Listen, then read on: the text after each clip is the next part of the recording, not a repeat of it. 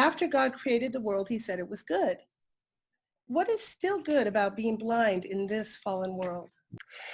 That's a remarkable question. And again, are these second graders? They are second graders, and this was an amazing lesson. I have to, this Well, so deeply, and it was just very, very, very good. You were guiding this a little bit, and yet you weren't downloading information per se. You were letting them connect the dots. In this case, how did Annie Sullivan give Helen Keller more purpose in her life?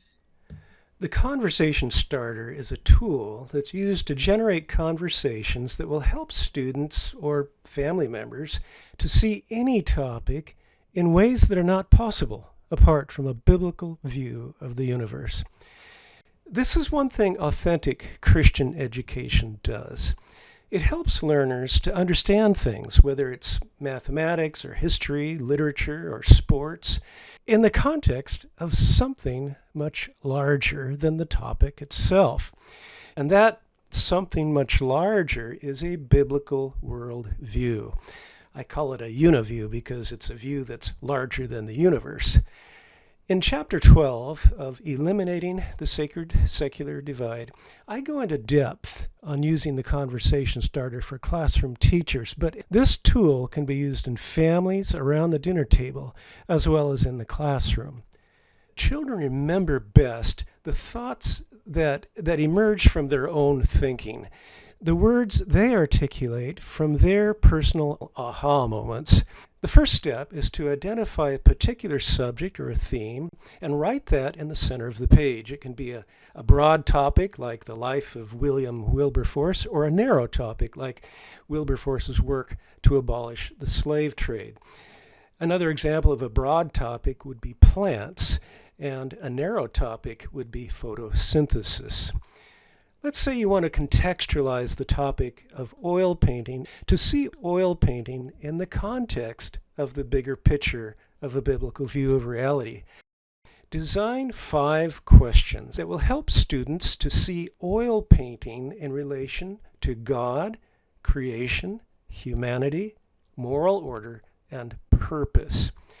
In Chapter 12 of Eliminating the Sacred-Secular Divide, there's a helpful document called 101 Biblical Worldview Truths. Look through this list of basic biblical truth statements and ask yourself, how does that truth relate to oil painting? If it doesn't relate, just skip it.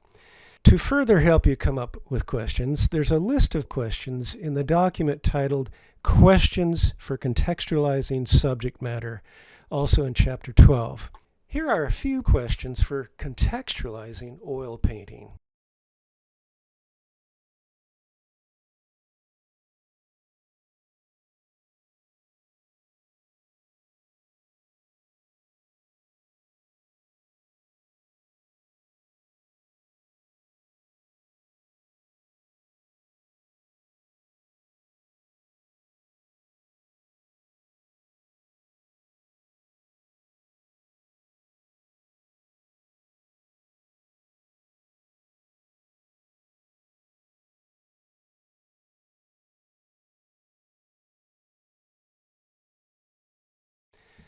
The reason for selecting 5 questions relating to God, creation, humanity, moral order, and purpose is so you'll be prepared for a well-rounded conversation.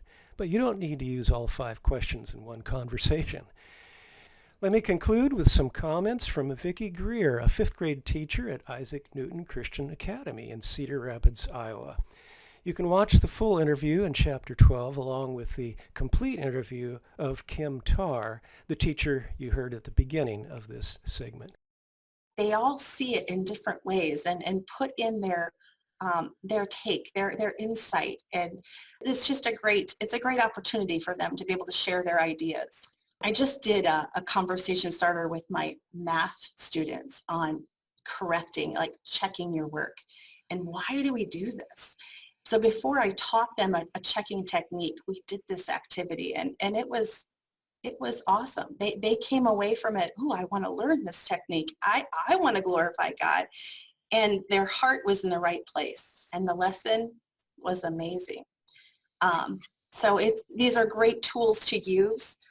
They do take a little extra time at the beginning of your lesson, but they're so worth the time, because when the kids are in the right frame of mind, the activity, the project, it just pays off in the long run.